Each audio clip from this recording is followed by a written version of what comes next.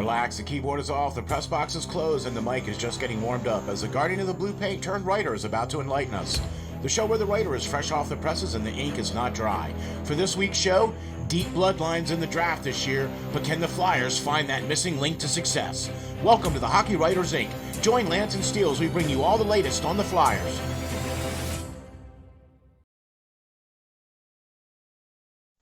Hi guys, welcome back to another edition of the Hockey Writers Inc. As always, I'm your host, Lance Green. And as always, I'm your co-host, SteelFlyers. And ladies and gentlemen, Lance, sir, episode number 80. All right. Wow. I mean, I don't know about y'all, but episode number 80, this is I guess this is a milestone, I guess, maybe. I mean, we're not quite up there to where OMB Puckcast is. You know, they're over... They're triple digits, but, you know, we'll take 80, right? Yeah. Doesn't feel like 80, does it? It doesn't. It doesn't. No, it feels like about 40.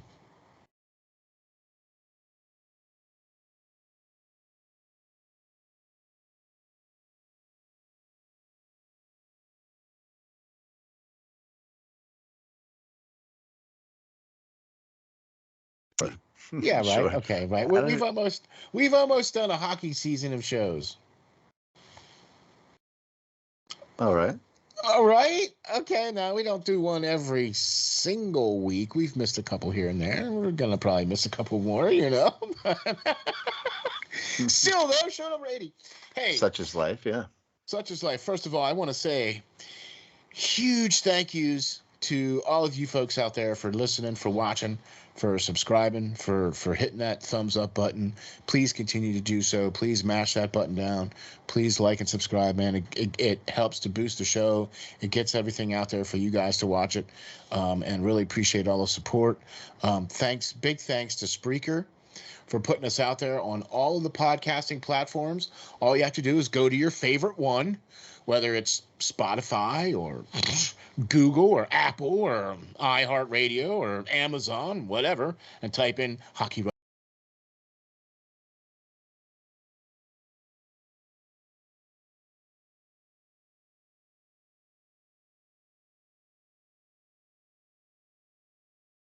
Writers Inc., and you will find us and click the subscribe and follow, and we'll be there for you guys. So thank you very much for all that, and really appreciate that.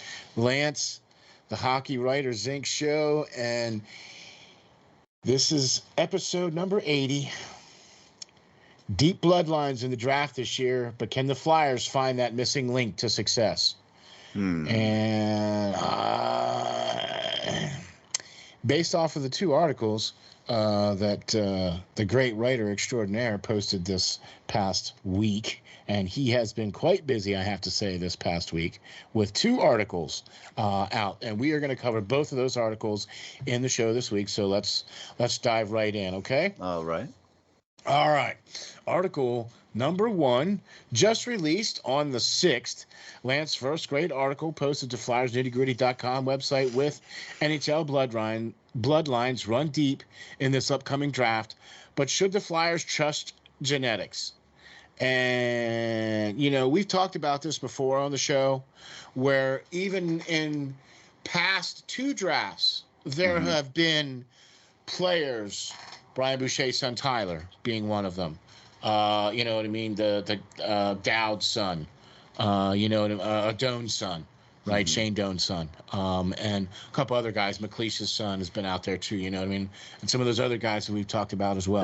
There's a lot. And this year seems to be no different, as there seems to be quite a crop of young players that are going to be available in the draft this year. And Lance, what was the inspiration? I mean, I know you've talked about it before, but why did you focus in on bloodlines, as you call it? Right.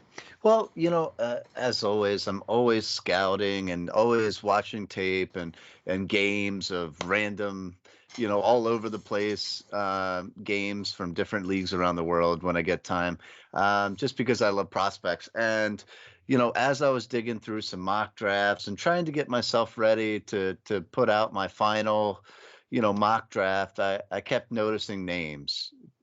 Here's a family name I know. Here's a surname I know, and it's interesting because, like you said, every year there seems to be one or two players that sparks interest in a lot of people's mind because of what their father or what their family member, brother, whatever the case may be, uncle, has done or has been able to do during their time. So Yeah. this was no different, and I got a good group of them, and I think so. and I kind of tried to break it down, and there along the way, over the years, there's been some great, obviously, father son combos come out. Bobby and Brett Hall, and Gordy and Mark Howe, obviously a great flyer, potentially my thinking, the best Flyers defenseman of all time, and Mark. So, just a ton. Couldn't argue with that at all. Yeah, I mean, it's hard to, but just Coffee played really well, but he wasn't here that long. But he he was at the end of his career. But yeah, at the end of his career, Mark played a significant amount of time for the Flyers. Yeah, I'm with you. Okay, that's why his number's in the rafters. Yeah, that's right. That's right. Exactly. So that's the inspiration behind it. And now we're going to talk about a couple of father and son combos again. And then we're also going to talk about a pair of brothers. Okay. Sure. At the end. Okay. So in this article, the writer extraordinaire very deftly points out quite a plethora of names that Flyers fans will recognize quite extensively, I'd have to say. And right off the top, the first name off the bat is Sammy Kapanen. I mean, he's our new European scouting specialist, European player development coach is official title. Yes. All right, he has an official title. All right, well, there you go. Well, he has more than one son in the league, and Kasperi playing for the Pittsburgh Penguins currently right now. But that's not who we're talking about, though, are we? That is definitely not. So, Kasperi went first round and all that, and, has had some pretty good success in the pros. And, he's with Pittsburgh right now, but his other son that is available this year, Consta, is not at all like his brother. His brother is like 6'1" and almost 200 pounds, and this guy is more like his father, Sammy. Yeah. This guy coming up, is 5'8" and 152 pounds. Great. Right, another diminutive forward, right? Oh. But in saying that, he's opened some eyes playing for his dad's team. His dad owns the team that him and his brother played on, and even Sammy played for before retiring. He's been a coach of that team, and in Finland, and it's just definitely right. A family tradition. I think his uncles and everything played for that team, so it's deep rooted, and this kid has really come in, and for the U20 team, he scored 17 goals, 23 assists for 40 points in just 39 games played, which is a lot considering the bigger ice in Finland, and just over a point per game. It's a very defensive league. Lots and lots of great players coming from there. Yeah. U20 right now. That U20. So it's even a little bit higher level. That's better there, then. but he also played in the Liga as well this year. But like we said before, in the Liga and in the SHL, they don't really tend to cater to their younger players. They're just made to fit in, and so he didn't quite get going like one would hope, or maybe a first round pick would have gotten him to be at that level if he did get going in the Liga this year. But I think he'll be more like his dad, a fourth or fifth round pick, and not so much like his older brother, who had kind of NHL frame already, upon being drafted. So Yeah, but let me tell you something though. Sammy Kapanen, biggest heart I ever seen yes, on the ice. I mean, that poor man got the pummeled. train ran over him, and he had no clue where he was, Yeah. and he was just skating to voices. Because I've heard interviews of him talking about how when he got hit, he said, man, he said the rink was spinning around, and he Yeah. said he was going to the voices. Okay. Yeah, I mean, when you got to think the Philadelphia fan base knows him, later on in his career, like we've talked about before, the Flyers always seem to go after guys well into their 20s and early 30s just to get there. And Kapanen was no different. He came in at That's a 29 years of old. thing. Yeah. Yep. And he had a lot of good years in Carolina and stuff before coming to the Flyers. So a good player, played with heart, played every shift, never took one off, and his son Consta is no different at all. He is a chip off the old block for sure. We need that, don't we? Yeah. Hardcore. It doesn't matter how, all right. Like I said, look, if you're going to be diminutive, then be a Sammy Kapanen or a Danny Briere or a Martin St. Louis. Mm-hmm. But if you're going to be diminutive, be that. Yeah. To me, that really, because as we go along and as we discover and as you see and watch the playoffs right now, mm-hmm. the league is not built around diminutive guys. No. It's just not. So that we'll get to that later, yeah? Right. It's a clue phone for you, Chucky baby. Anyway, with moving on to the next father-son, we're going to talk about another Flyer great, fan favorite, Mike Knuble, and son Cole. Yes. Talk to me about that. So sure, Mike Knuble is a name, the Flyers fan base obviously knows. He played for 4 really good seasons here. Yeah. He played a fifth, but it was he was 40 years old when he came back at that point. Yeah. He played for like 20 games and that was Something it. Like that, yeah. Yeah, it was, but for 4 years, Mike Knuble, stood in front of that net and averaged 28.5 goals a season for the Flyers. So, he did great things while he was here. And his son Cole is kind of a chip off the old block as well. He's not as big as his dad was at this point, but Cole's at 5'10" and 174 pounds right now, but he's really young on the young side. He's 17 years old. I was just going to say he's 17 though, so he still has room to grow. Yeah, he could hit another good growth spurt to get an inch or two on him. And, he played for the Fargo Force of the United States Hockey League this past season. He's probably going to go there again this next year, being that he's still 17 right now. He's going to be 18 next season. He scored 20 goals and 29 assists for 49 points this season in the USHL. Not too shabby.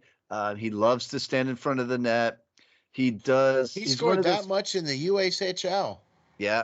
So, wow. a solid young player here. And I really think that he could be a value at possibly the 5th or 6th round if he's still on the board. And I think he will be because he's still young. He's still got to develop. And, Knuble is one of those guys, even though he put up 20 goals this year, he did so much more. If you watched him play, he really was in on every play, and he was really the one making the plays happen, even if he wasn't finishing, even if he didn't get that credit for a pass. He was the one that got it out of the zone, got that good outlet pass, fought for the puck in the boards and passed it to a player. Like, he was in on every shift doing something well that may not go noticed by the average fan, but if you played the game, you'd be like, oh man, he made a great play. That's how Noobs played. exactly. That's how he played, man. He was every time he was out there on the ice, he made everybody else around him better. Yep. Because and he like I did the said, little things. Mhm. You know, you got to have guys that do the little things and do them correctly. And Cole does, and I think he'll get better with that. But what I like is the fact that he's going to go to the University of Notre Dame in the 23-24 season. So I see the shine on that one. Yeah. No, when I read that and looked down there and said, Cole Knuble had committed to Notre Dame, and I went, all right, there, now I see it. Okay. Right. Okay, Fighting I Irish. get you there. I'm with you, man. All right. Right. Okay, so the last of the father-son combination here that you mentioned in the article is, oh my gosh, one of the greatest players, I mean, to probably put on some skates. And no, we're not talking about Gretzky, and we're not talking about Lemieux. We're talking about Scott Niedermayer and his son Joshua. Yes. So talk to me about this combo. So, of course, Scott Niedermayer, I think, is still underrated. Yes, he won 4 different cups during his time and all this stuff, but I think he's so underrated. Nicholas Lindstrom gets a lot of, acclaim and all that stuff, but Scott Niedermayer was probably one of the best defensemen, right up there with Bobby Orr and all that other, anybody you can think of. He's on that list. And he played 18 years in the league. He excelled at both ends of the ice. Originally coming into the league, he was very offensive minded, but being that he played for New Jersey, they quickly taught him how to play defense, and he took off doing that as well. Just a phenomenal player during his time. Won so many different awards. Not to mention the previous said, 4 different Stanley Cups with different teams there. Just a thorn in the Flyers side for so long in New Jersey. But his son, the Flyer killer. Yeah. Him and Scott Stevens. Yeah. That was a heck of a. It's like we knew. There's only 2 guys that were Flyer killers, and then when Kovalchuk came. Oh yeah. Right, that made it even worse. Yeah. Right. Anyway, I Anyway, digress. but his son Joshua is now coming up, and he's got some pretty big skates to fill there for sure. But slightly, right?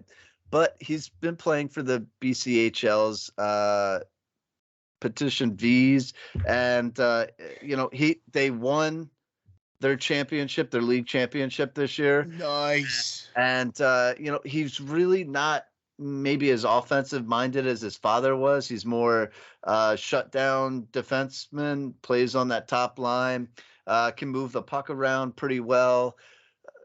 He had 4 goals and 14 assists for 18 points in 43 games. So not overly impressive offensively, but that's not even how I like my defenseman, me being a, old goalie. Is he a plus player? He's a plus player. Yes, for sure. He wouldn't have been on this list if he wasn't. That's why I ask. You know what I mean? So I really think, a lot of teams, it's hard to get a view where he's going to go in this draft. He's not playing for the most well-known league in, the Canadian juniors. He's playing for a lesser league, but so that may hurt his draft stock a little bit. But then again, his namesake might, make it rise as well. His name's all over different people's draft boards, but it's anywhere from the 3rd to the 7th round. Like it's hard to get where this kid's gonna go. I think if somebody likes him well enough, he's gonna go. As far as size, I think he's actually a little bigger. Scott Niedermayer wasn't the biggest guy in the world. But and Josh isn't going to overwhelm you with size either. Okay. So, I mean, is he like right around 6 foot, I think? Yeah. Like 5'11", 6 foot, something like that. Yeah, maybe. it's probably changed even from the start of the season till now. You know, he's 6 foot, but he's 6 foot tall, but he's over 200 pounds, which is, you know, a solid player. That's a solid player then. Yeah, yeah. Yeah. They say he's like 200 to 205, depending on what day you weigh him in at. So Sure. Okay, we'll take that. yeah. Either So way, he's though. solid. He's not going to be pushed around, you know. Solid player. Yeah. 6 foot. I mean, you know, as long as you get to that 6 foot spot, because that makes you 6'2", 6'3" with skates on. Mhm. Okay, I mean, you know, not everybody can be Zdeno Chara.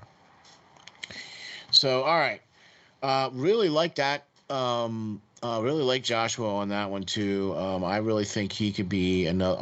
Any one of these guys would be. I would take any one of them in a second. Not just based off of who they are, not just based off of their bloodlines, but based off of what their stats are and what their game is, all on their own. Like if you just take away the last name and just say, yeah, Cole, you know what I mean? Yeah, Consta, right? Yeah, Joshua, yeah, you know, let's look at these guys just on that. Take away their last name and look at just their stuff. So I think they're going to be draft eligible players. They're going to make a good team. So a team very well, I think, are going to do well by drafting one of these guys. You know, for sure. So the last one on the list is not a father and son, though. Mm-mm. Okay, it is a brother combo. Yeah. And talk to me about Jordan Kyrou and his brother Christian. Yes. So like so many you know, father son duos, there's just as many brother combos, trios, you know, etc. in the league and have been in the past, you know, from Darian Hatcher to Kevin, and you know, from Jim and Joe Watson with the Flyers, Heinrich and Daniel Sedin, like the list goes on. How many Stahl brothers you got are the out Stahl playing? brothers. How many Suitors? You know, Sutters I mean, you were know out there. what? You know, How many Hughes are out there now too? Right, Right, there's 3 or 4 of them now. right. They keep popping up everywhere too. So, you know, and now this new one is going to be the Kyrou family. And Jordan made a name for himself this year with St. Louis. Yes, you know, he did. a pretty high draft pick, and you know, but he really turned it on. Had a great year. 27 goals this year in 82 games, and Yeah, you know, made the All-Star team, and rightfully so, shined while he was there as well. He Yes, he wasn't did. just sitting on the bench. He was Nope. making stuff happen. Yep. And he was a large part of the reason why St. Louis got so far, you know, into the playoffs. So entering his younger brother now, he's not an offenseman, but rather a right-hand shooting defenseman. Hello. Right. He doesn't quite have his brother's size. He's 5'11", 183 pounds. He still can drink some milk and eat some chicken and grow a little bit, but The chicken thing again. All right. you know what I mean? Yeah. But this season, he really can't. Christian really came into his own, and part of the reason was the OHL was shut down. He played for the Erie Otters. The OHL was shut down last season, and the season before that, he was like 16 years old, and he was just, you know, played in like a handful of games. Yeah. You know, at that point. But this season being a first season, and now, you know, he's 18 years old. He scored 18 goals, 42 assists for 60 points in 68 games played as a defenseman. All right. Wow. This kid, if you watch the video, that's right. If you watch the video, this kid has an NHL shot, I believe, right now. His brother has an amazing shot, and that's part of the reason why he had 27 goals this year. His brother Christian has that shot too. It's only coming from the point, though. That's the only difference. Ooh. Okay, but you know, he's still young, and you know, you can coach that, and you can teach that, and you can mold that a little bit more to get him where he needs to get to. You know, that's the cool thing about a lot of these players here you mentioned too, that, you know, like I love what you mentioned about this in the article about these players. You know, and this is one of the reasons why sometimes you don't necessarily have to look at these guys and not necessarily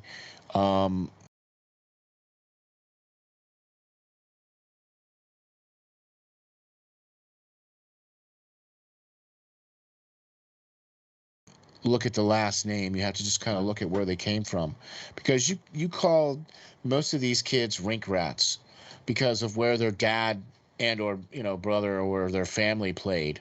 Do you know what I mean? So these kids grew up around some of the best coaching, some of the best players in the planet. And so what a better way to learn from is to be these young kids learning from these guys who they're just kidding around with you, but you're learning from, I mean, come on, are you kidding? Legends, yeah. Right? People that have their name in the Hall of Fame, people that have their name on the cup, and you get to learn from these guys, and now you get your shot, and so that's I'm very intrigued by this whole thing, and you see a lot of this happening as well too in the NFL. Where teams have like groups of brothers and stuff like that. You know what I mean? I'll bring up the Steelers because they've got 3 sets. I'm sorry, 4. Hayward, Watt, Edmonds. Oh no, it's only 3. Hayward, Watt, and Edmonds. All 2 Edmonds, 2 Watts, and 2 Haywards. All on the same team. That's 3 sets of brothers. And there's been father-son duos now, too, in the NFL starting to come around with that now, where some of the Legends guys are starting to have kids that are starting to come into the league and, whatever. So, but you see more of this in the NHL. You definitely do. Do. And Yeah. then in any other sport, baseball, there's so many different levels to come up through. Not everybody really makes it. Exactly. But besides, Guerrero's kid, he's phenomenal. But well, he's good. Yeah, he's darn good. But this is where we're at, though, and when teams are looking at this, they can't get too, blindsided by just that last name and not see the faults that these kids have. All these kids are not first or second round talent. All these guys are going to be in those later rounds and be available then, and then you're going to have to work with them. But that's okay because these guys love the rink. They're rink rats, like I said. They were born in a rink. They were used to going to see their dad play all the time and all this stuff. They grew up there. They had the best coaching. Everything. That's all well and good. They'll do the work. I believe these kids will do the work to get it done because they saw the pinnacle and where their dad have reached and they want the same for themselves. So these guys are going to want it and they're going to work. And I believe most of these guys on this list will be at one point some pretty good NHL players, some pretty good AHL players, and in their own right.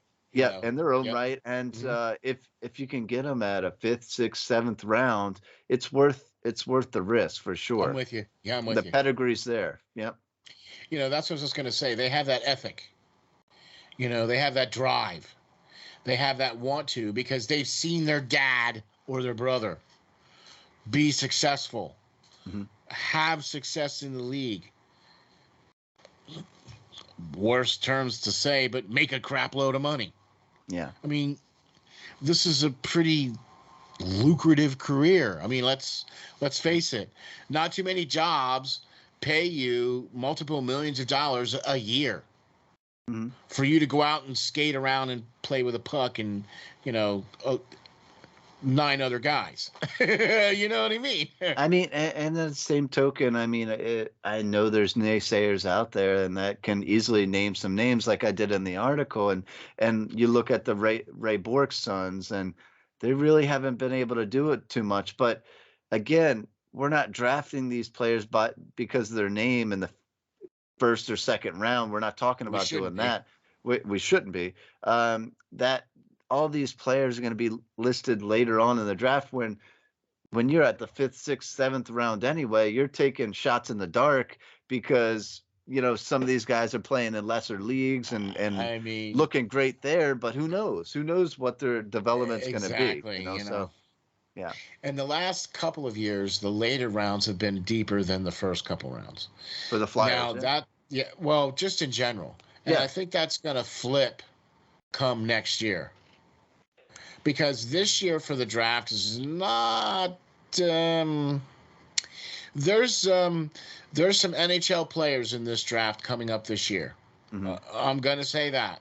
Okay, and some of these players that we've mentioned very well could be some of those players that land on that list as NHL players. Okay, but we don't have that generational player in this year's draft. We don't have that superstar type guy that's going to come out of this draft and be that, there. I think Lafreniere was a fluke. Okay, when the Rangers got him and then he started playing right away. Okay, I think it was because they just needed him. You know what I mean? Out of desperation. Wanted to sell some jerseys too, yeah. Well, I mean, whatever the case is, right? And his first year, he struggled hardcore. He's still struggling. That's what I mean. That's what I mean. So you got to see it. Okay. I'm just saying. You know what I mean? So another great article, though, Lance. Thank you very much, sir. Really appreciate putting that article out. I know there was a lot of time and effort in that article. And there definitely was. A lot of research. Yeah. But it pays off, though, because I think these are players that the Flyers brass really need to consider. Because historically, so far that we've seen, Chuck has done pretty good in the rounds beyond 2. Right. So here's some guys that you could potentially pick up that could be. Anyway. I really like out of that list, I would really like to see the Flyers land Carew. Christian. Carew, yeah. Carew, I really, I'm with you on that one. It's a player. It's a position of need for the Flyers. The right-hand shot, and another young defenseman to come in here and be that right-hand shot defenseman that can. Right. I'm with you on that for sure, all day long. And even at the Phantoms level, we don't really have too many right-hand shots. So. Yeah. Exactly, and you're right. One of the reasons why St. Louis was as good as they were this year is because Jordan Kyrou played all 82 games, and played very well in all of those games. You know what I mean? So, all right, okay, here we go, folks. This is the one. This article is still dripping wet, as it was just posted like this morning. Right onto the FlyersNittyGritty.com website with the article. What used to be a key to the Flyers' success is now that missing link, a power forward.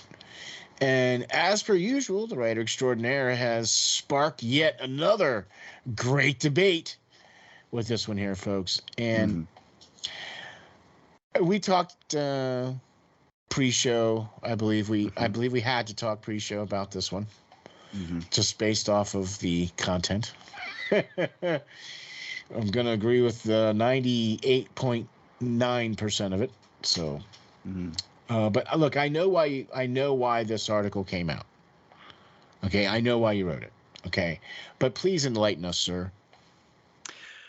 Well, yeah, I mean, if you look at the success of the Flyers and how well we did for so long through, even after the cup winning years, the 80s, the 90s, the 2000s, the Flyers were perennial playoff contenders. They were there. Yes, maybe some years they got bounced out in the first round, but we went second, third, all the way to the Eastern Conference Finals a couple of years as well. And a lot of that had to do with the success of one particular type of player, and that was the power forward. The Flyers have always been known to be physical, something that they're not now. But they were always physical. They were always hard fought, and teams always hated to play us. As we talked about before, that Flyer flu, guys. I'm not feeling good tonight, Coach. I don't need to be playing tonight in Philly. Yeah, I'm good. And a lot of that came from these players that I listed in this article. Great point on that one, Lance. And look, when you look at this article, and I'm going to tell you right now, it's not only is it still dripping wet because it was just released this morning, but it's dripping with a lot of serious truth. Mm. I remember when the Flyers not only perennially were cup contenders, made the playoffs, but had between 5 and 6, 7, 8, 9 guys that all had 20 goals a season. Mm-hmm. Okay.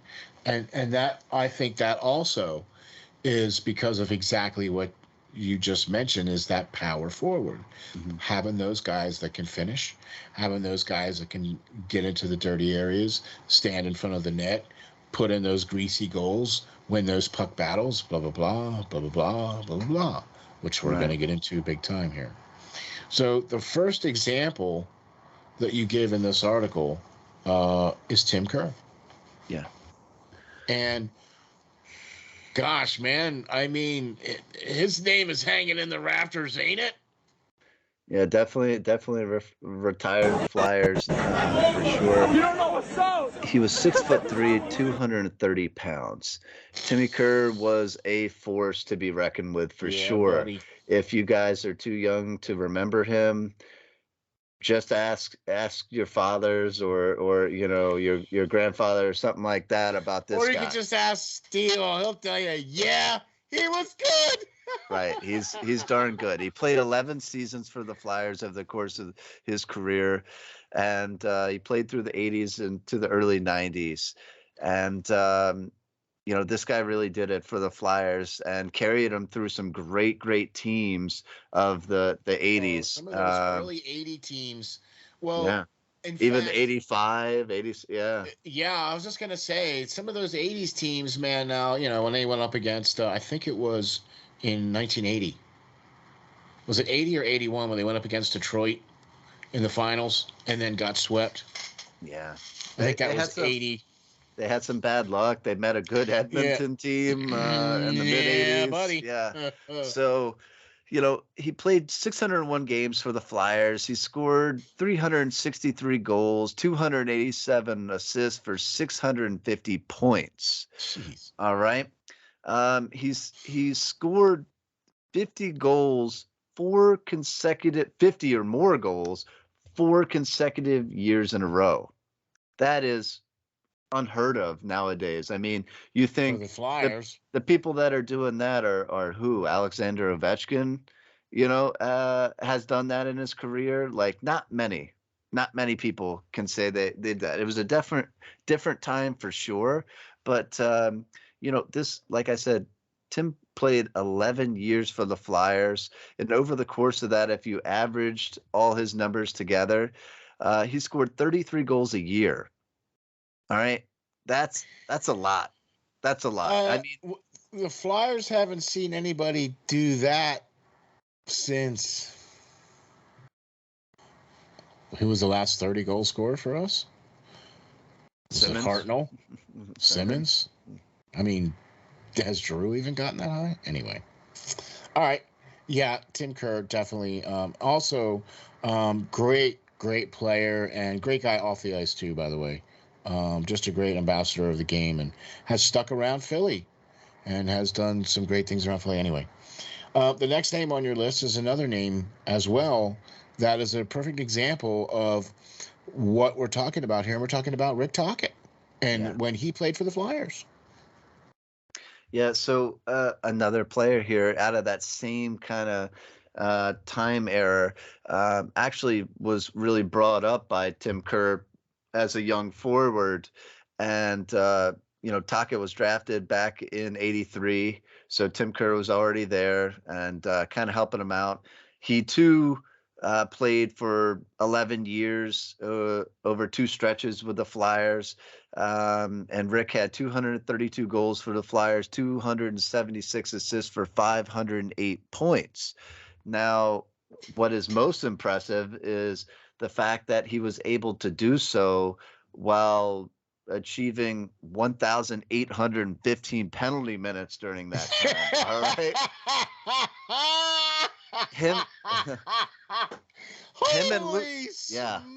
smokes! Yeah, him and Lou Nolan got to be best friends there in the penalty box, I've and heard timekeeper. stories. I've heard stories of Lou Nolan talking to Tocchet Yeah, many times because Tocchet was in there for so he's in many there all the time. I mean, But why was he in there? Is the thing. Why was he in there? 1,800.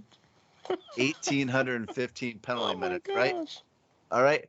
Tocchet scored like 30 goal years, 40 goal years for the Flyers and still had that many penalty minutes because every time he left the box, he was a threat to score because he never took a shift off. He played the game the right way. He was a hard-nosed player that finished every checking opportunity, got that puck, and did something with it on every shift to make an attempt to score a goal. And Played like a Flyer. And he would be darned if somebody started laying a dirty hit and they weren't going to pay for it. You know what I mean? He was not one to stand idly by. No. He was not one to stand idly by, and he also did a lot of this. Sure he did. He was a lot of running mouth, but Yep. he was able to back it up. Back it up. You know what I mean? Not only was he able to back it up with his fistuses, but he was also to be able to back it up with the goals that he scored and the way he played. The reason why he was a threat coming out of the box is because he was such a good explosive skater for that first, 50 feet. You know what I mean? Had that mullet swinging in the wind there. But he had a good wrist shot. Yeah. You know what I'm saying? And he had that good explosive first couple steps, and he could get out there and be able to put a deke or lower the shoulder and backhand, forehand, get it into the net, whatever the case is. So, all right. I know why this next name is on the list. I mean, it goes without saying. And all I have to say is the Big E. I mean, I think he was and is, in spite of all the cups and everything that the Flyers have ever had, I still think he is the best Flyer center. Yeah. Power forward. I mean, tell me look, if you guys think I'm wrong, we've had 2 Stanley Cups here, right? We've had Bob Clark, Hall of Fame, and guys that are Stanley Cup winning guys from Philadelphia. Big E never won a cup, right? He's in the Hall of Fame. He's in the Hall of Fame. He was listed as one of the 100th greatest players of all time. And I remember I was at the game when Lemieux and Big E played against each other. I guess it was like Lemieux's last game or something like that. And there was clearly a passing of the torch in that game. Yeah. Okay. So, yeah, props to Big E all day. Right. Yeah. I mean, 6'4", 240 pounds. Prototype. Coming out, this guy was just unstoppable. He could do simply anything he wanted to do on the ice, and he did. He played because of concussion issues. He only played 8 seasons with the Flyers. He played in 486 games where he scored 290 goals, 369 assists for 659 points. All right. That is a feat in itself. Eight seasons. That's what, like 38 point. Yeah. So that is 1.35 points per game that he was able to score. Out of those 8 seasons, he never had a season 1 where he scored less than 25 goals. That's what I was just going to say. His average goals is like what, 36.25 a year. Close enough. Yeah. 36. I mean, I'm trying to do math in my head here, real quick. Yeah. So yeah, he averaged 82 points a season over that 8-year time span. What? Talk to me. This guy was, what is my favorite Flyer of all time, and I mean that's when I was really second for me. Getting into hockey and going. We had season tickets at that time because the Flyers were at that time exciting to watch. That jersey that hangs behind me back there is, guess what? A Big E jersey. Yeah. Okay. When I first started watching the Flyers was right when he first came in. That whole controversy of how he even got to the Flyers. I mean, I've been covering a lot of games. I've seen and talked to a bunch of retired players and current players, and I think Lindros, as impressive stature, and the guy is huge. It's one guy that will always like kind of have me tripping over my words when I see him in person, and just even saying hi to him, just because that fanboy is like, oh my god, this is Lindros. Like, I always flash He's back still to being a kid. You know what I he's mean? still a pretty, 6'4", that doesn't ever go away, but he's still a pretty big dude. I mean, Yeah. you know what I mean? And just a great time for the Flyers. And he wasn't alone in that power forward role at that time. Next name is I have tied for first place on my favorites, and then Big E is second. Right. And the guy that's tied for first on my list, Bernie Perrant being number one. This next guy that we're going to talk about is tied for first place for me as all-time favorite Flyer, and that is the number 10, the 3-point stance, Johnny LeClair. Yeah, I mean, what can you say bad about John LeClair? Nothing. He Nothing. Was amazing talent. He's still pretty darn good out there on skates. I mean, yeah. Yeah. The Flyers brought him in once they already had Lindros. They were looking to put a line together. Yep. So, they went out to Montreal, made a huge trade to get him and Desjardins come in. And, this guy had just won a cup with them and comes in at 6'3", 233 pounds, and lines up with Lindros on that line. Oh my goodness. These two had instant chemistry, and they both played a similar hard-nosed style of hockey. But they both played a similar hard-nosed style of hockey, but I'm going to say this. Right. Lindros was more, I would have to say, more of the grinder. I think so. Yeah. And LeClair was more the sniper. Well, sniper, and then just the person to stand in front of that net and take an absolute beating back in the day. I mean, his body must have had stick marks and, everything from being I'm surprised he's still able to stand up straight. The number of cross checks he's taken to the back. Slashes. This guy would just stand there and knock home everything. Right. But, and the whole thing about, we're talking about Legion of Doom here, But the whole thing about them was, it wasn't if they were going to score, it was when they're going to score. Because if you went on a power play, I mean, and these three guys just skate out onto the ice, and there's Big E to take the face off. It's not if they're going to score, when they're going to score. Yeah. All right. And the Flyers really haven't had a single line that was that dangerous since then. Since then. All right, hold on.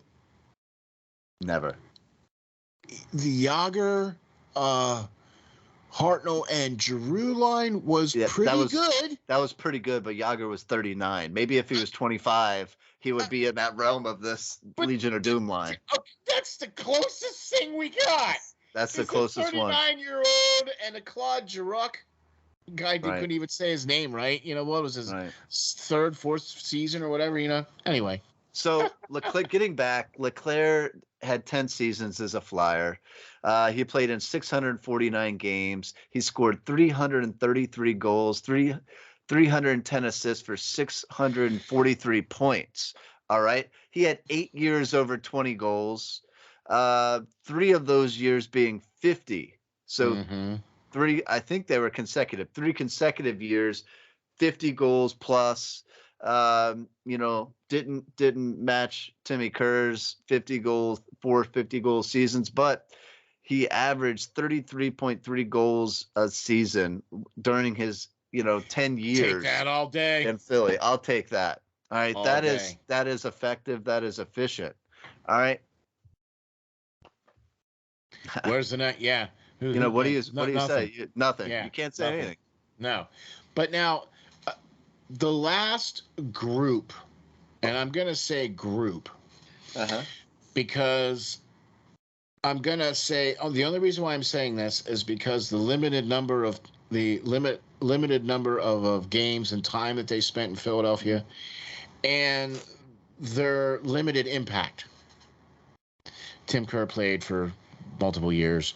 Tocchet played multiple years. Big E played multiple years. Johnny LeClaire played multiple years. This next group of guys, Mike Knuble, the Wayne Train, Scott Hartnell, and JVR, right? They are all part of that prototypical power forward, right? So would I be okay in saying putting those guys in kind of one group and saying, all right, talk to me about these guys? Yeah, I mean, like you said, as the NHL, continues to advance and change, a lot of guys are not staying with a team that drafted them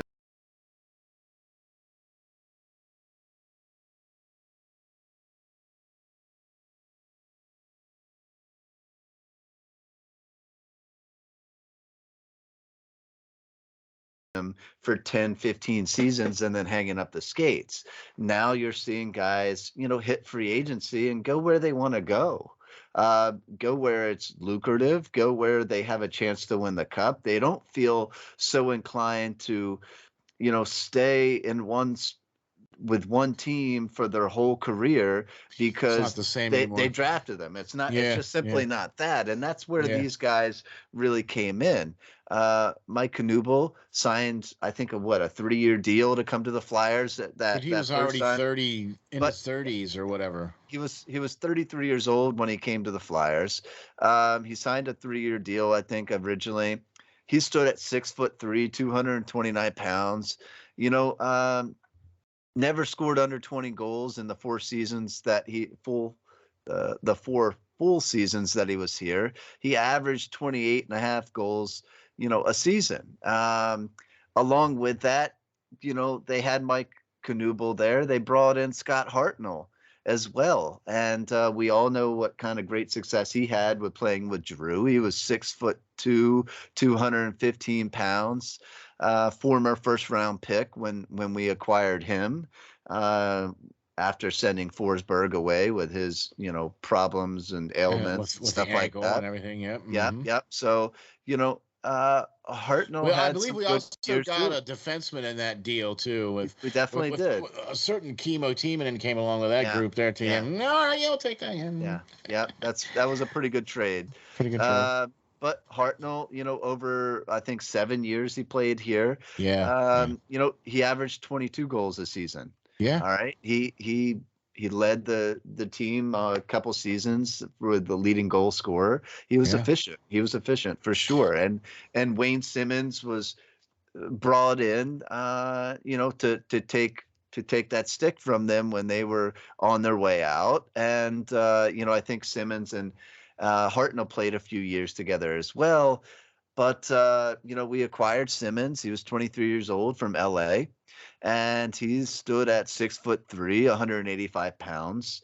He was a little lighter, but what he lacked in weight and girth and size, he made up for in heart. I mean, this guy and toughness and let's face it, all the things. You don't skate by Mr. Simmons, and I say that out of due respect, Mr. Simmons, because you don't really want to upset him. Don't make him angry. You wouldn't like him when he's angry. And really liked his game as well too. You know what I mean? The last guy on the group there is JVR. Yeah, and this is I put JVR on here to show where the Flyers went wrong, in a sense, because for so many years, as soon as one would retire, the Flyers had another guy that was coming in or that they would trade for that just picked up where the other left off. All right. So So John LeClaire is getting long in the tooth. Well, the Flyers went out and got Mike Knuble, and then that went well, so they got Scott Hartnell, and Knuble was on his way out, and Hartnell was here for a little bit, so they went out and got Wayne Simmons, and for so many years, this trend just kept going for them, and they kept hitting them out of the park every time because the system worked. Exactly. And the Flyers and the city of Philadelphia love these type players so much. I mean, like I said in my article, Simmons, I mean, still today, when his name is announced in the starting lineup, if he's starting that night, you don't hear that stereotypical sucks after his name is announced. Everybody's cheering for him because of what he did and the way he played the game. And he's a much more respected player in the league now, all over the league. Over the league. But the Flyers tried to do that when they brought back James Van Riemsdyk. Of course, they originally drafted him in 2007 in the first round. Whatever, first round pick back then. And they brought him back because, let's face it, he was 6'3", 208 pounds. He just was coming off an amazing season with the Toronto Maple Leafs where he scored 36 goals. Hey, let's bring this kid back. He's older, wiser, more inclined a lot of goals now, more inclined to help us out, right? Well, the Hextall, brought him back, and he has shown since then why we got rid of him in the first place. He skates like he has cement blocks on his feet. He's very streaky. I think he's one of the streakiest, guys, especially getting paid what he gets paid. I want consistency for somebody making $7 million. $7 million a year. Yeah, me too. I want to see you put up a point, near a point a game. You better be putting up for near that a point money. A game. Exactly. And you just don't see that from him. And when he is streaky, he hits it at the wrong time. Okay, he'll have 3 or 4 point night, but it's when the Flyers are already getting blown out by 5 goals. Doesn't matter. It doesn't matter at that point. It doesn't matter. He's not really helping the rest of the game. Right, or the rest of the 10 games before that. Yeah, exactly. When you didn't even realize he was even on the ice.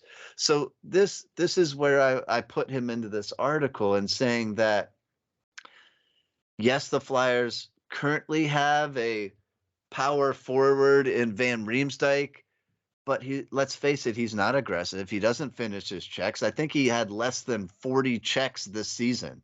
That's not a power forward. All right. He's got the size to be one, but he doesn't play with the heart of one. So in saying that, the Flyers have since signing him have tried to go that diminutive player route and have that faster guys and more talented forwards, but they have nobody to protect them now. One guy can't do it all. Ristolainen is great. He can finish checks, but he doesn't fight. Zach McEwen is the only guy out there that is going to be willing to drop the gloves at any minute. He's still learning when to go and when not to go. And he's a free agent. He's a fourth line player. He's not even out on the ice when these talented kids are going to be out there. That's why you need that power forward role. And I think the Flyers need to go back to that because they had so much success.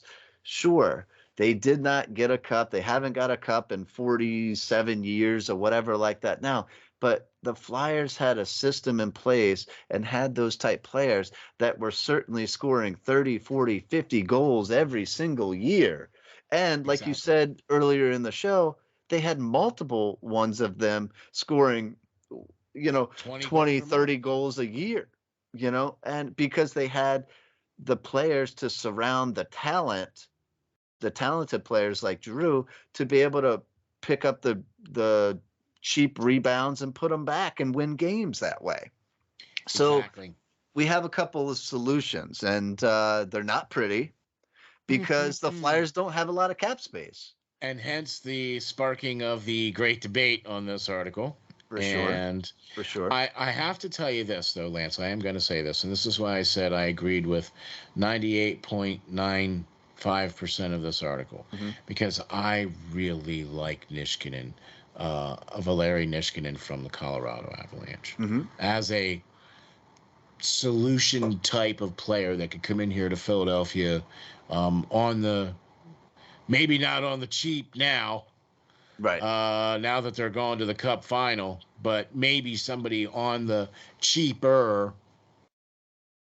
Somebody that talk to me about Valeri. Yeah. So, originally drafted by the Dallas Stars in the first round, I think 10th overall, some years ago now. Valeri didn't have a great start. He showed some promise down there, but he really didn't get it going. And he went back to Russia and licked his wounds and came back to sign with Colorado a few seasons ago. And ever since then, this 6'4", 200-pound, forward has been a force. I mean, he's a piece. He's not expected like he was in Dallas to be that guy, to be the guy. He's a piece. He's definitely a strong and shiny piece there in Colorado right now. He had 25 goals and 27 assists for 52 points this season. He's never really had that type of success to that level. He scored some goals in the teens and stuff, had some seasons like that, but he's never really hit that 25 goal mark. So he's coming up on being an unrestricted free agent. He makes $2.5 million this season. That's a raise after the previous contract that they signed him to of like, I don't know, $900,000 or something to get him to come back, or $1 million. So, they paid him a little bit to stay one more year, and now it looks like they're going to have to pay him again if they want to keep him. But the Avalanche are going to have a lot of people to sign. So and he might not be one of them. Right, and he might not be one of them. He has had great success there, so he probably would like to stay. But I have a feeling that, Mr. GM Joe Sakic over there is going to have a lot of people above him to have to sign, re-sign, and restructure deals and whatever to make it work. So money-wise, the Flyers don't have a ton of cap space. And, in theory, let's be honest, I really don't feel that, number one, the Flyers are going to have the cap space to bring in, whoever you want, Johnny Gaudreau. That's not going to happen. He's going to make $9-10 million a season in this next deal. Not being paid by the Flyers, though. He's not going to be paid by the Flyers by that. So, I really think that, if you are a fan of the Flyers and you want to see that happen, it's not going to. Let's just face reality here. And in the same token, even if the Flyers were able to ship everybody off and make miraculous type deals in order to make that happen, one player isn't going to make that happen. And look at what you'd have to give up. Right. And exactly. Well, look what you would have to give up, one, but two, like I stated earlier, the Flyers don't have that Kachuk that's out on the ice with Gaudreau to be able to protect him. You know what I mean? They don't have that power forward that is going to be out on the ice at the same time as your star player and be able to protect him when, somebody takes a cheap shot on him. I'm with you. Zach McEwen's not going to jump the bench and go fight this guy. That's playing on the first line.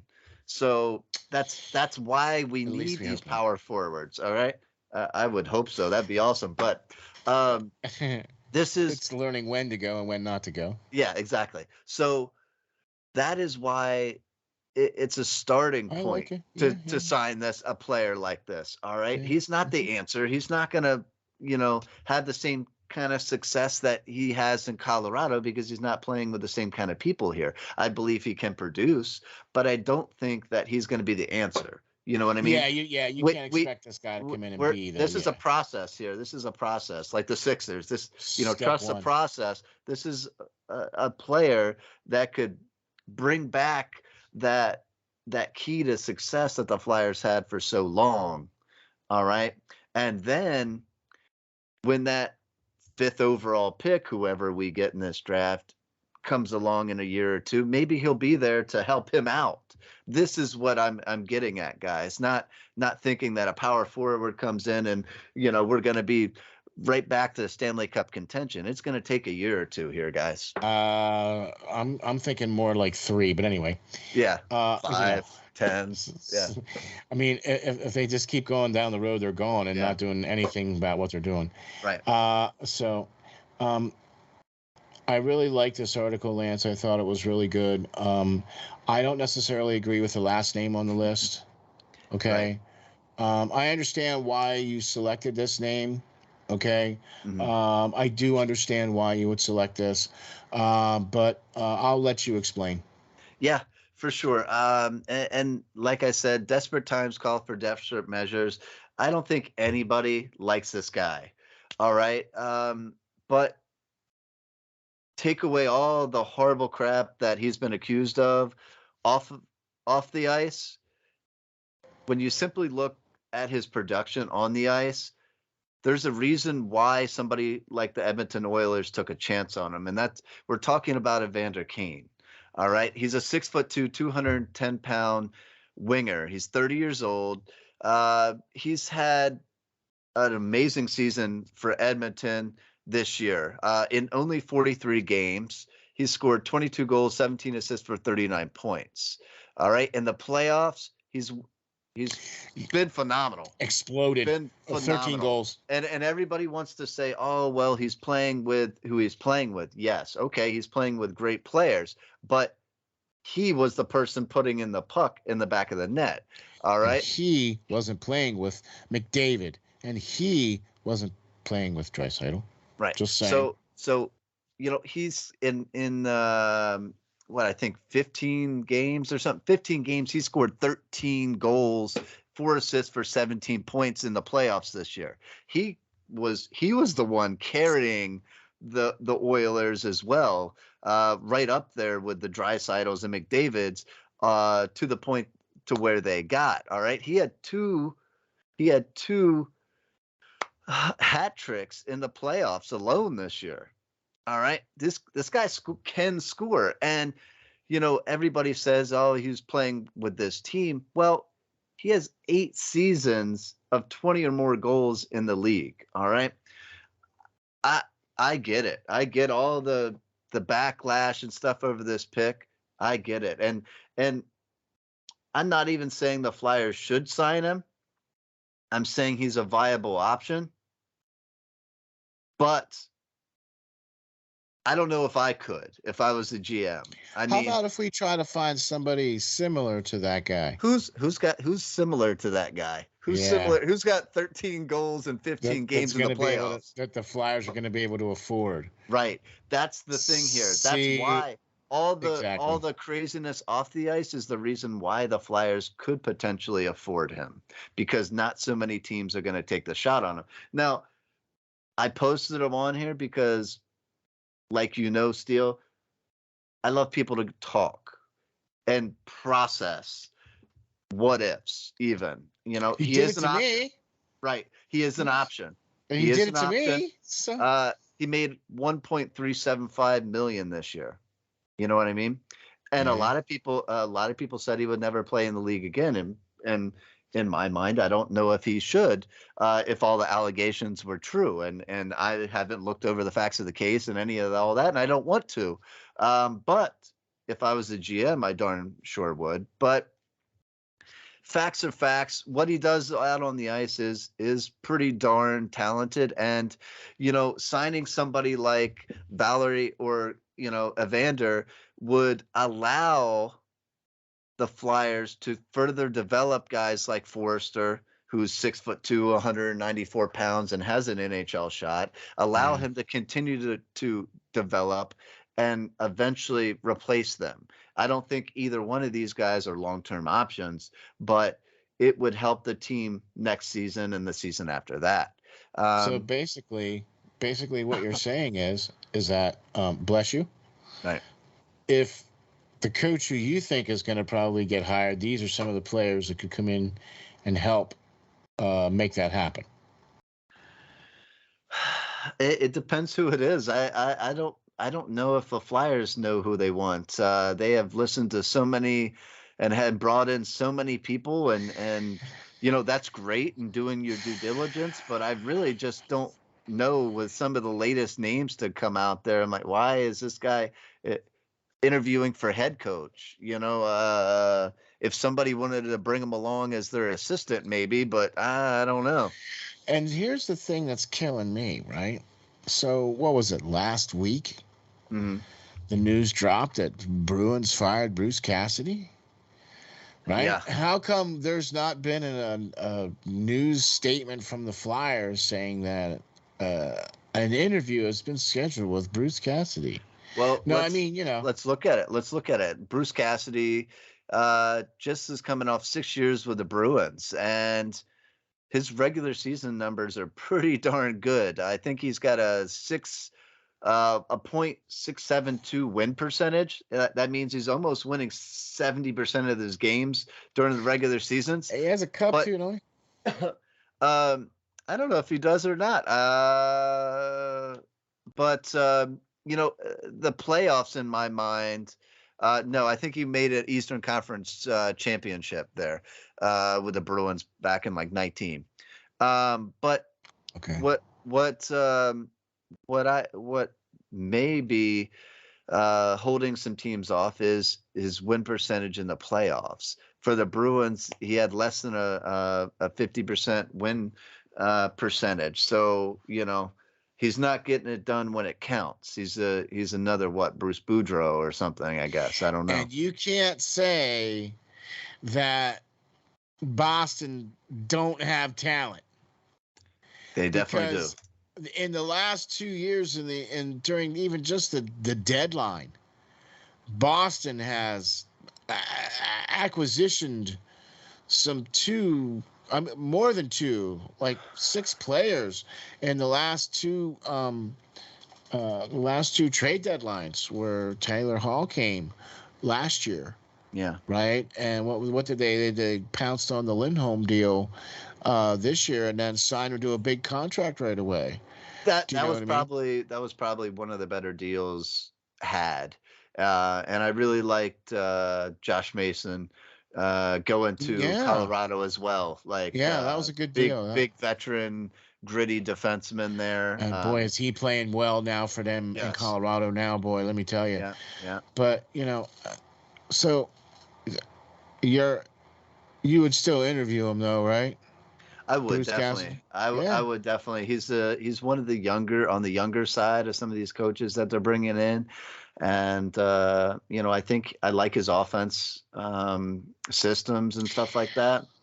Okay, well, so now this is why I'm a little hesitant. Okay. On Bruce Cassidy, our resident Boston expert John from Off the Wall Hockey has not always had. And it has not always seen eye to eye with Mr. Cassidy's decisions. And I tend to believe Mr. John quite a bit when it comes to, because, I mean, the man bleeds Boston. You know what I'm saying? Okay. Mm-hmm. And he's pretty much like, and I asked him about it. I straight up asked him, and I said, look, man, what's going on here? He said, well, they said there was going to be some changes. Well, you got to think okay. That city's called Title Town for a reason. You know what I mean? You don't win titles. Guess what? You ain't in town no mo. Right. And that's basically what the deal was. Yeah. That is basically what the deal was. Like, yeah, he had a pretty successful season this year, made it to the playoffs, but the fact that they got bounced probably didn't bode well for him. That team was very, very talented, and they had. He was not able to. Yeah. I don't think that. Honestly, I don't think they had the goaltending. Swayman's a good young kid, but not there yet. I don't think he's there yet. That offense was pinging, but they've taken some big hits on their defense. A lot of guys have left for greener pastures, and bigger contracts, and that kind of hurt them too. So they got to rebuild Exactly. a little bit. I think in a year or two, if they make some smart moves, I think they'll be back there. But time's running out for Bergeron and stuff like that. So and Yeah. Marchand. So Exactly. I don't know. And I think Pasternak is up for a renewal of his contract as well this year too. So they've Yeah. got some guys that they got to need to work around and talk about everything like that too. Yep, So yep. here we are. We're recording this show on the 9th of June, and the Flyers still haven't announced a coach. No. Look, I know that there are other teams, Mhm. a la Detroit, a la Dallas, Boston now. Boston, and other teams that are looking for coaches. But they don't seem to be, it just doesn't seem like the same kind of issues that are going on with those teams is what's going on with Philadelphia. You know what I mean? Like, the reason why I'm saying that is this. When the Islanders fired Barry Trotz, less than 4 or 5 days later, Lambert was announced as coach. Right. You know what I mean? So usually when you do that, you have somebody in mind that you want. If you're going to pull the trigger and make that decision, I mean, especially like now. Call me crazy. Yeah, I mean, why would you wait until a month, less than a month before the draft, or a month before the draft, and fire your coach? Or why would you wait till a month after the season's over to fire your coach? I'm scratching my head on that. I don't get it. You know what I mean? So something must have happened, right? So, okay, but why aren't Philadelphia guys? Why isn't there announcements of this guy's being interviewed, or that guy's being interviewed, or this guy was this and this guy's a, where's the contracts, guys? How can you select a 5th-round player or a 5th overall player in the first round if you don't have a coach? You have no direction. What system do you have? How are you going to play? I'm scratching my head here, man. Yeah, I don't know. I don't know what to tell you. Oh, great. So you don't have any answers either. All right. Well, that's just freaking great. No, I'm just messing with you, man. Because we know that Chuck don't. Clearly, he don't. Or we'd have some things in place. Well, he says he wants to really make some moves and take it back to that same kind of atmosphere when we got Niskanen and all that stuff. But you tried that this offseason and ended up with a albatross contract and Ryan Ellis for your efforts. So and then you compounded stupid and re-signed Ristolainen. I think if he didn't do that, he would all be putting himself his own head on the chopping block, because you traded away a first-round pick for this guy and then you don't re-sign him. So I think that deal, not that it was the right deal, but I think it had to be done for Chuck, because the egg would be on his face at that point if you just let him walk. And we gave up the opportunity to draft a goaltender like Sebastian Cossa, with that pick, and he could have been the future and stuff in that. I don't know. So there's a lot of questions still, guys. The fact that he gave up a first-round draft pick for Ristolainen? What? And then just kept giving him stuff. Hey, Chuck, stop. Okay, you can stop now. Okay, stop now. All right, now, how about now? He just kept giving him stuff. Here I have a first-round draft pick. Oh, no, here I have Robert Haig. Oh, no, here I have... I mean, what are you doing, Chuck? So you go out, your logic behind this is you wanted to go get a physical defenseman, so you give up our most physical defenseman? That's the other thing that's got me scratching my head, too, because Robert Haig has been one of the most solid defensive performers on the team, solid hitters, defensive defensemen. And you give him away and a first-round draft pick.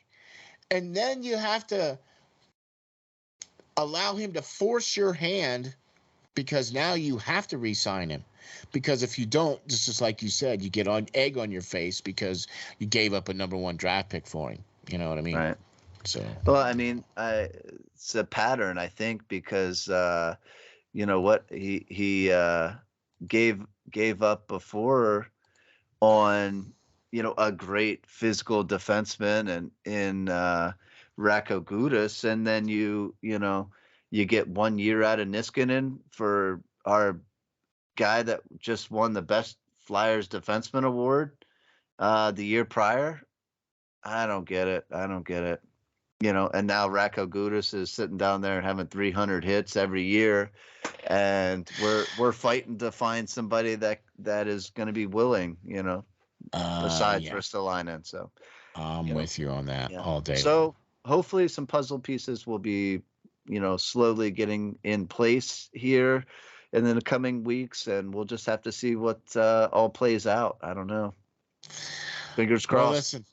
Well, listen, man, you know, we had another really awesome show. We had another really great 2 articles that Lance got to talk about this week on the Hockey Writers Inc. Would like to a big shout out to the Flyers Nitty Gritty crew and Jamie Baskow and the gang. You get the Hockey Writers Inc. salute for all the support, and appreciate that, man. Really do. Appreciate all the support out there by you folks out there too, especially our man Cryptic Cowboy. He will be putting out a little special tribute for us because he received something in the mail today. Oh, nice. Yes. So I can't wait to see that. So thank you, my man, from the Batman and Robin of Philadelphia Flyers podcasting. Thank you, Crypto, man. We appreciate all the support, bro. You are there for every single show.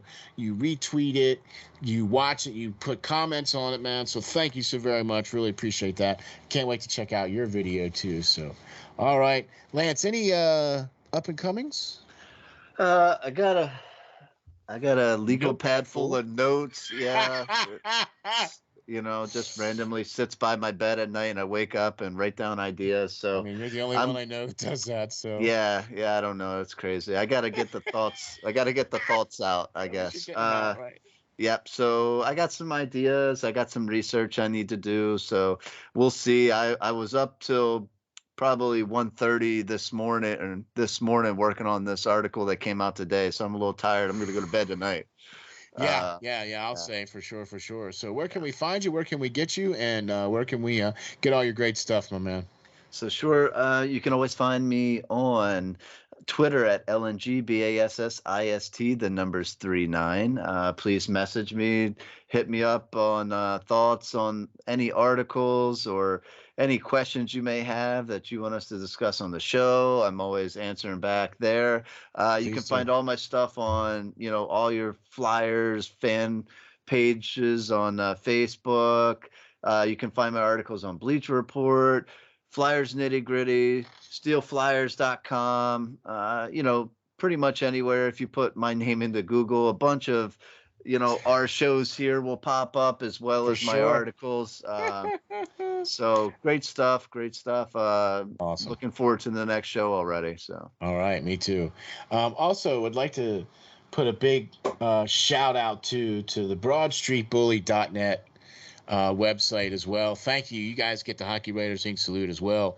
Thank you guys very much for your support. We were put out on their top of their page for the Philadelphia Flyers coverage for Sunday, June 5th, 2022. Thank you to the Broad Street Bully report. Thank you guys very much. Really appreciate that. I'm Steel Flyers. You can find all the great stuff from all the great guys here at SteelFlyers All Sports Network at www.steelflyers.com, where you can find all the great information, especially the Hockey Writers Inc. Got to go check that out. You can find me on Twitter at SteelFlyers52, and we will catch you all on the next episode of the Hockey Writers Inc. Thanks, everybody, for watching. Thanks, guys.